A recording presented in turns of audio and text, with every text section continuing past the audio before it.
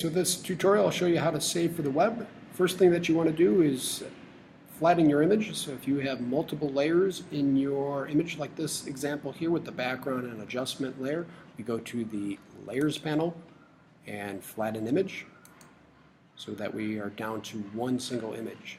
Then go to the file menu and go to save for web. You'll see this dialog box that may look in a few different ways. You can click on these tabs here to look at the original image, the optimized image, 2UP or 4UP. I suggest looking at it at 2UP. So on the left-hand side, you'll see the original image with all of its content here. This document in its original image is 6 megabytes, which is much too large for your blog postings or to post onto the internet.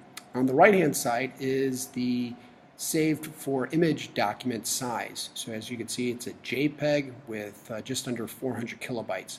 Any image that is below 1 megabyte will be totally fine for the web. You can make adjustments to this document by going to the presets on the right hand side here. Make sure that you select JPEG. You could choose GIF or PNG or WBMP, but JPEGs work best for photographs. You can then increase or decrease the quality settings. So if I increase the quality setting to 100%, you notice that my JPEG image here is over 2 megabytes. And once again, we want to lower that below 1 megabyte. So let's go down to maybe 69%. That's just over 600 kilobytes. We can then maybe somewhere around maybe 75% for quality, and that's at 700 kilobytes, which is totally fine. We can then use our hand tool to drag to specific areas in the image, like the details of the fish here. So we can see the difference between the two. It looks quite well. We can also decrease the zoom level of the overall image one way or the other, but it's normally best to look at it at 100%.